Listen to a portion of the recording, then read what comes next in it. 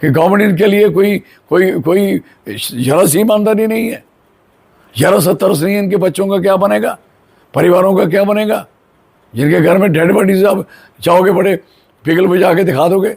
But this nonsense. Port Kathua area में है और पीसफुल एरिया, इसलिए यहाँ लोग भाग के आए, इंडस्ट्री लगाते हैं और वाइल्ड लाइफ सेंचुरी सारी जसोटा, आप पता है कितना डिस्टेंस होता है वाइल्ड लाइफ सेंचुरी का। एक आरा लगाना हो ना, आरा लगाने के लिए 8 किलोमीटर दूर आरा लगेगा फॉरेस्ट से।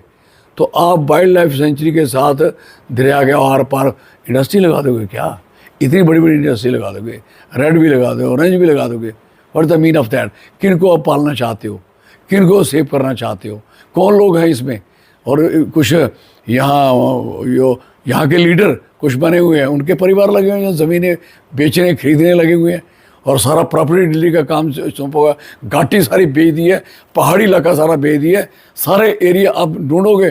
देखो कहीं देश में डिमोरलाइजेशन हुई या ना हुई, लेकिन हमारी जम्मू रीजन में तो बहुत डिमोरलाइज हुए। हमारे बच्चों का कोई काम ही नहीं था। 101% बच्चे हमारे, हर फैमिली के 2-3 बच्चे आर्मी में होते हैं और वो सारा दिन जहाँ खेलते थे, शाम को डांट बैठ के करते थे, क्या कर रहे हैं, भर्ती देखनी है।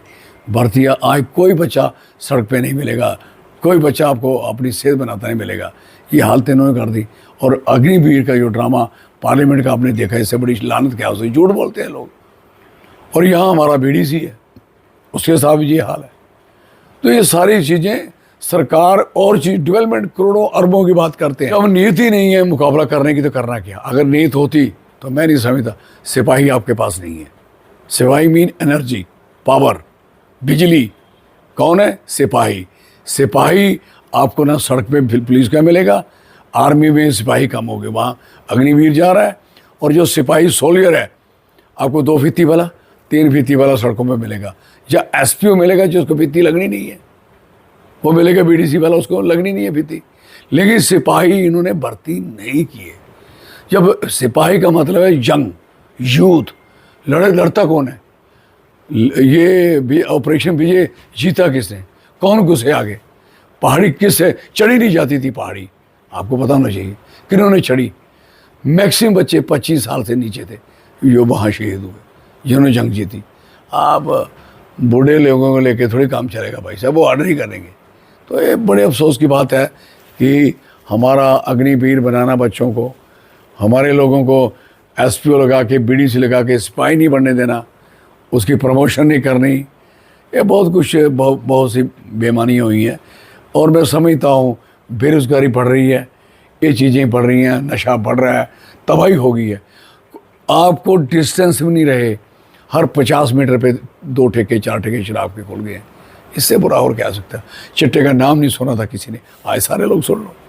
लानत कहता हूँ, मैं कहता हूँ और सारे लोगों को कहता हूँ, भाई सब यूनाइट हो जाओ, इकट्ठे हो जाओ, ये कुछ नहीं छोड़ेंगे। मेरी बात सुन लो, हमारे कठुआ के लोगों को कैंसर होगा, टीबी होगी, अपाहिज पैदा होंगे।